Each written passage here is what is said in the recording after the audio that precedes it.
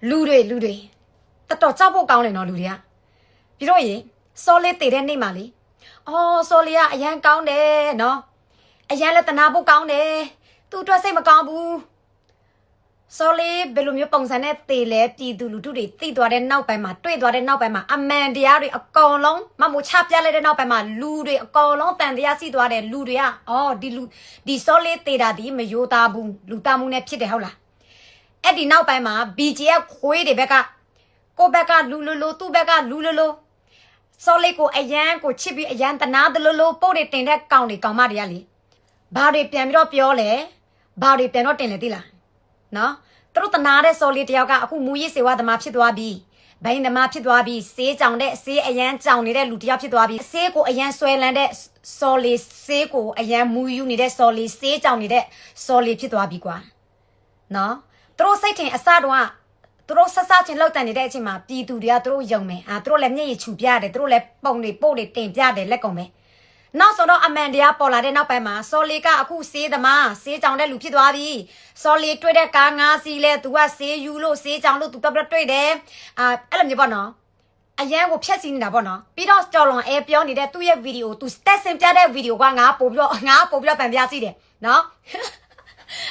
ကြော်လွန်အဲပြောတဲ့စကားလုံးကတက်သေးပို့ပြီးတော့ရလာတယ်ပြီတို့သူ့ရဲ့တဝန်ခွဲကြော်လွန်အဲနော်စင်းပြတဲ့စကားလုံးကမမို့ပို့ပြီးတော့တက်သေးတွေရလာတယ်ကွာဘာတက်သေးလဲဆိုတော့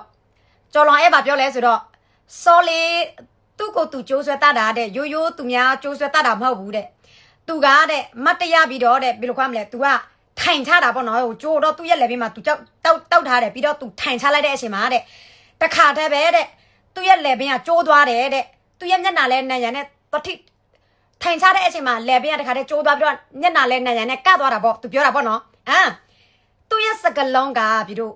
့နှခုံးနော်သူရဲ့စကားအစစ်နဲ့အနောက်မတူဘူးဟိုတနေ့တုန်းကစောလေးအလောင်းကိုသူများသွားယူတယ်လူတယောက်ကမေးတယ်ဘာဖြစ်လို့စောလေးရဲ့မျက်နှာမှာဒဏ်ရာစီးတာလဲအော်စောလေးသူ့ကိုသူဘယ်လိုကမလဲဘာလဲကျိုးတောက်ဘာလဲကျိုးဆွဲသားတဲ့အချိန်မှာတဲ့သူခုန်နေတဲ့အချိန်မှာတဲ့သူ့ရဲ့မျက်နှာဒဏ်ရာရသွားတာတဲ့ဒဏ်ရာရမယ်ဆိုရင်တနေရာပဲရမယ်ဘာကြောင့်လဲသူခုန်ချတဲ့အချိန်မှာကြော်လွန်အဲပြောတယ်သူကခုန်ချတာနဲ့သူ့ရဲ့လက်ပြန်တစ်ခါပဲကျိုးသွားတယ်လူဆိုတာနော်လက်ပင်တစ်ခါတည်းကျိုးသွားပြီဆိုရင်လက်ဆိုရင်တော့ပြီးတော့နော်ခုံချတယ်ဟုတ်လားနမူနာနော်သူမတဲတယ်နော်သူခုံချလိုက်တယ်လက်ပင်ကျိုးသွားတယ်ဟုတ်လားလက်ပင်ကျိုးသွားလို့ဆိုရင်စီးတဲ့သူ့ရဲ့လက်တွေအားလုံးဒီလိုမျိုးဖြစ်ရမယ်နော်ဒီလိုမျိုးဖြစ်ရမယ်နော်ဒီလိုမျိုးမဖြစ်ဘူးနော်သွားတိုက်တိုင်လည်းမကင်ထားဘူးဒီမျိုးမဖြစ်ဘူးစင်โอเคလက်ပင်ကျိုးသွားတဲ့လူတယောက်ကနော်ကျိုးဆွဲတာနဲ့လက်ပင်ကျိုးသွားလို့ဆိုရင်ကွတ်ဆိုရင်လက်တွေအားလုံးအဲ့လိုမျိုးဖြစ်သွားပြီโอเคအဲ့လိုမျိုးဖြစ်သွားပြီနောက်တယောက်လူလိန်မဖောက်လောင်အဲနော်မမိုးကို तू မသိပဲနဲ့ तू ပြည်သူလူထုတက်ပြီးတော့လိန်တယ်မမိုး तू သိတယ်ပေါက်ကရလေးလိုက်ဆောက်ပြောတယ်အဲ့ဒီမျိုးမမိုးအကြောင်းတော့မှ तू တက်ပြီးတော့လိန်တယ်ဆိုရင်စောလေးအကြောင်းလဲ तू လိန်တာပဲလေအဲ့ဒီဖေလို့မှဖောက်လောင်အဲဆိုတဲ့ဆောက်ယူမှကရင်BGF ဘောမကနော် तू ဘာပြောလဲဆိုတော့အော်စောလေးကဘာဖြစ်လို့မျက်နှာဒဏ်ရာစီးတယ်လဲနေမသိဘူးလားတဲ့လူတယောက်ကတဲ့သူ့ကို तू တတ်တဲ့အချိန်မှာလဲသူ့ရဲ့မျက်နှာ तू ကောက်မှာပေါ့ तू ထိုးမှာပေါ့တဲ့ဟိုထိဒီထိမှာပေါ့တဲ့အေးစောလေးရဲ့လက်ဘင်းကိုနေတေချာကြည့်နွားမနော်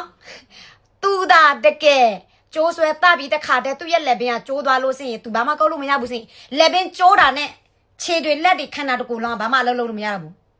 အကလုံးတေသွားတာနော်မျက်နှာကောက်ဖို့ဟိုကောက်ဖို့ဒီကောက်ဖို့အချိန်မရှိဘူးတခါတည်းပဲတေတာလက်လည်းတက်တက်နဲ့အဲ့လိုမျိုးဖြစ်ရမှာသွားတိုက်တိုင်မကန်ရဘူးဒီလိုမျိုးလည်းမဖြစ်ရဘူးအဲ့ဒါမှမပြောတာယုံရင်ယုံမယုံရင်တို့သဘောပဲတို့အောက်နောက်စီတယ်တို့ပြန်တော့လေ့လာစကားပြောတာလေအစင်းနဲ့အနောက်မညီကြဘူးပြီးတော့လူဆိုတာလေပြီးတော့အကျိုးစီးပွားနဲ့ပတ်သက်လာလို့ရှိရင်မိသားစုလည်းသူတို့လောက်ကြံတာပဲအမျိုးလည်းလောက်ကြံတာပဲမောင်နှမလည်းလောက်ကြံတာပဲအကျိုးစီးပွားငွေနဲ့ပတ်သက်လာလို့ရှိရင်တော့အခုစောလေးကအသက်ငယ်လေးနဲ့ငွေစားတယ်ကွာသူရပိုင်ဆိုင်မှုတွေသူရငွေတွေဆိုရင်ဘယ်လောက်စီးပြီလဲပြီးတော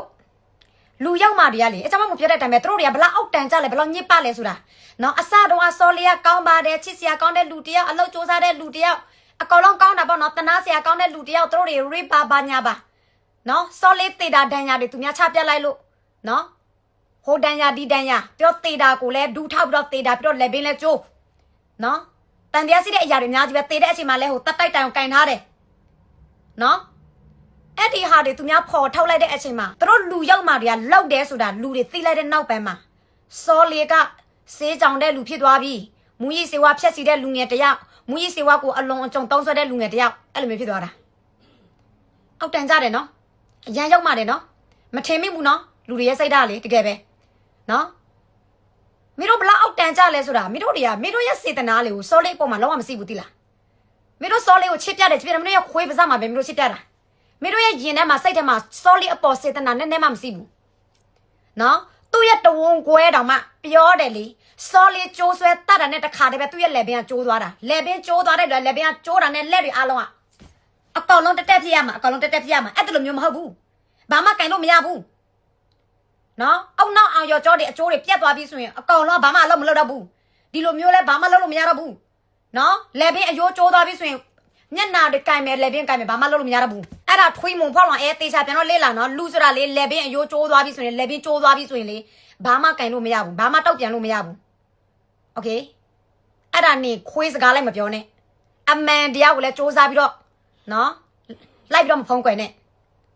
အဲ့ဒါမင်းတို့ BG ရဲ့ခွေးလူရောက်မှာအားလုံးနော်ပို့တွေပြန်တင်ပြီးတော့စောလေးကိုပြန်တော့စောကားစောလေးကမူကြီးစေဝါနဲ့အရန်ကိုမူကြီးစေဝါကိုအလုံးကျုံတုံးဆွဲတယ်ပြီးတော့ဆေးကြောင်တယ်ပြီးတော့ဆေးကြောင်ပြီးတော့ဟိုတွေ့ဒီတွေ့လောက်နေတယ်ဟိုကြောက်ဒီကြောက်လောက်နေတယ်အဲ့လိုမျိုးပေါ့နော်စောလေးတည်တဲ့အချိန်မှာသူ့ရဲ့ဘောင်းမီချင်းကိုကြည့်လိုက်လေဘယ်လောက်ညစ်ပတ်သွားလဲသူ့ရဲ့ဘောင်းမီတွေဘယ်လောက်ညစ်ပတ်လဲအဲ့ဒါပဲကြည့်လိုက်လေဟမ်မျက်နာဆိုရင်လည်းဥမာ तू အသက်ဆိုလို့မရဘူးဥမာနမနာ तू လည်းပင် तू ဘာကျိုးစက်တာကွာဟိုလည်းပင်မကျိုးဘူးဆိုရင်ပေါ့နော် तू လောက်မယ်ဆိုရင်သူ့ရဲ့တန်ညာလည်းပင်ထဲမှာစီးရမယ်လေဟုတ်လားဘာဖြစ်လို့ဒီနေရာမှာလည်းဖြစ်ရတယ်အဲ့ဒါပဲတို့စဉ်းစားအဲ့ဒီခွေးမဖောက်လောင်အဲရလေ BG ရဲ့ဘောမပေါ့အဲ့ဒီကောင်မကမမို့ तू တခါမသိဘူးပြီတို့ तू တခါမှမသိလို့မမို့အကြောင်း तू ပြောတာတခုမှမမှန်တာတခုမှမမှန်ဘူးနော်အဲ့ဒီတည်င်းတွေသူ့အမားကြီးပို့နေတာအဲ့ဒါ BG ရဲ့ဘက်ကခွေးတွေ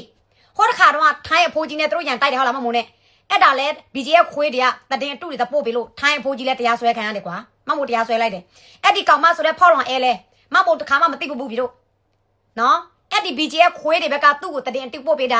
နော်မမို့အကြောင်းလဲ तू ပြောတာအမမကြီး तू ပြောတယ်ပြီးတော့စောလေးအကြောင်း तू ဟိုထောက်ပြတော့ထောက်ပြနဲ့ရောက်တိမရှိဘူးပြီတို့နော်သူပြောတယ်လူဆိုတာလေဘင်းတက်လေဘင်းဗလဲလေဘင်းဆွဲချတဲ့အချိန်မှာအသက်ဆူမရလို့စရင်ဟိုကောက်ဒီကောက်မယ်တဲ့ဟိုဘက်မှာတက်တရဟိုဗလဲစောလေးကလေဘင်းကျိုးသွားတာလေဘင်းကျိုးသွားပြီးခေါင်းကျိုးသွားပြီးဆိုရင်ခန္ဓာအားလုံးကဘာမှအလုပ်လုပ်လို့မရတော့ဘူးဘာကိုလိုက်တော့ကောက်မလဲဟမ်လက်ဒီမျိုးလုပ်လို့မရဘူးလေဘင်းကျိုးသွားပြီဆိုရင်တခါတည်းအဲ့လိုမျိုးဖြစ်တာနော်အဲ့ဒါပြောထားမယ်ကျော်လွန်အဲလဲသူ့ရဲ့တဝုံကွဲဖြစ်ပေမဲ့သူ့ရဲ့တဝုံကွဲဖြစ်လို့ तू ပြောတဲ့စကားနေတော့ယုံလို့ရမယ်မထင်နဲ့နော် तू ပြောတဲ့စကားပဲတေချာနားထောင်ကျော်လွန်အဲဘာပြောဆိုတော့ပထမနေ့နော်သူများမေးတယ်ကျော်လွန်အဲစောလေးရဲ့ညနာကဘာဖြစ်လို့ဒဏ်ရာစိတ်တာလဲတဲ့အော် तू ခုံချတဲ့အချိန်မှာတဲ့ तू ဒဏ်ရာရသွားတာတဲ့ပြီးတော့ကျော်လွန်အဲဒုတိယအချိန်သူ့ရဲ့ဗီဒီယိုမနေ့တော့သူများပို့လာပေးတာအသိနော် तू ပြောတဲ့ဗာလဲစောလေးခုံချတာတဲ့သူများနဲ့ဘယ်လိုခွမ်းလဲစောလေးခုံချတာတိုလေးပဲပေါ့နော် तू ကမတ်တရပြီးတော့तू လည်းပင်ကျိုးသွားအောင်ဘယ်လိုခွမ်းမလဲ तू အသက်ဆူလို့မရအောင် तू ကထိုင်ချလိုက်တာတဲ့ဒူထောက်ပြီးတော့ထိုင်ချလိုက်တာတဲ့ဒူထောက်ပြီးတော့ထိုင်ချလိုက်တဲ့ချိန်မှာ तू ကသူ့ရဲ့အယူရတဲ့တခါတည်းကျိုးသွားတာတဲ့တခါတည်းထိုင်ချလို့စင်းတော့ तू ကအပေါ်မှာပြောကြတာမဟုတ်ဘူးအဲ့ဒါဘယ်လိုမျိုး तू တန်ရလဲဟုတ်လာ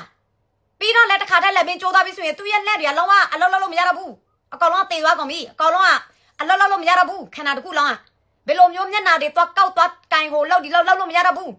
အဲ့ဒါတက်တေပဲဒီတို့နော်အဲ့ကြောင့်အကျိုးစီးပွားနဲ့ပတ်သက်လာလို့စရင်ဘယ်သူမှယုံလို့မရဘူးအဲ့ကြောင့်မပြောတဲ့အကျိုးစီးပွားနဲ့ပတ်သက်လာလို့စရင်ငွေနဲ့ပတ်သက်လာလို့စရင်လေကိုယ့်ရဲ့မိသားစုလားကိုယ့်ရဲ့အမျိုးလား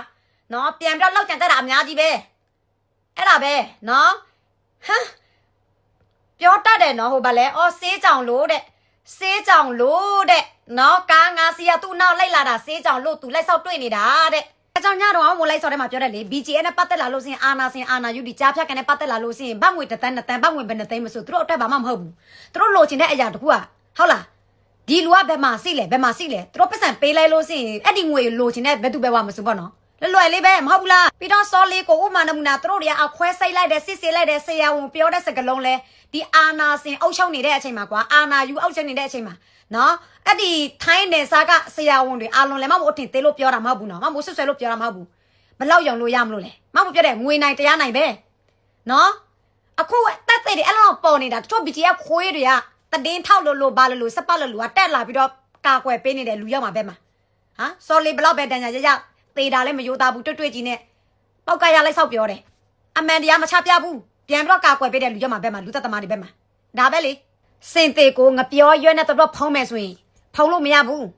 ပြည်သူတို့မမီလားမင်းသမီးတိမ်မိုးတုံးကလေလောက်ကြံခံရတယ်ပဲမဟုတ်လားဗလဲမျက်နှာကြောက်ဖျားမှာလေထဲမှာသူပြောကြတယ်မဟုတ်လားလောက်ကြံခံရတယ်လေအဲ့ဒါတော့မှနာမည်ကြီးတဲ့မင်းသမီးတယောက်ကတီးသူတွေဘလောက်ပဲတက်တေထောက်ထားပေါ်မန်တရားသမားတွေဘလောက်ပဲပြောနောက်ဆုံးတော့သူ့ကိုလောက်ကြံတဲ့သူကငွေများတယ်လေငွေများတော့တရားနိုင်သွားပြီအခုမင်းသမီးတိမ်မိုးအတွက်ဆိုရင်ဘာတရားမျှတမှုမှမရဘူးဘယ်လိုမျိုးပဲဘယ်လိုမျိုးပဲပြောဝေဖန်လို့ရတာပြောလို့ရတာတခုပဲဘာသူ့ကိုဘာမှကူညီလို့မရဘူးတရားဥပဒေနဲ့ပတ်သက်လာလို့စင်ဒါပဲလေအဲ့တော့ခုစောလေးလဲဒီမျိုးဖြစ်နေတာတော်ပြီတို့ဒီဗလဲစောလေးကိစ္စနဲ့နေတို့ယုံလားမယုံလားနေတို့ရဲ့သဘောပဲငါတော့တာဝန်ကြည့်ပြီနော်ငါကရင်မတရားနေနဲ့ပြည်သူတရားနေနဲ့နော်မဟုတ်မမှန်မတရားမှုတွေကိုငါအလကားထိုင်ကြည့်လို့မရဘူးနော်အမှန်တရားပဲငါချပြတယ်ဒီအမှန်တရားကငါချပြတဲ့ချိန်မှာလဲငါအလကားချပြတာမဟုတ်ဘူးတက်တေထောက်ထားပုံအကောင်လုံးငါတခုချင်းစီငါချပြတာညတော့ငါမိုးခိုင်မှာအကောင့်နဲ့နော်နေတော့ဝင်ကြည့်လို့လည်းရတယ်နော်မိုးခိုင်မှာအကောင့်တက်ပြဝင်ကြည့်လို့မရဘူးဆိုရင်မိုးအောက်ထွန်းကမှပဲတော့ကြည့်တပုတ်ချင်းစီကြည့်ငါချဲထားတယ်အကောင်လုံးပဲโอเคနော်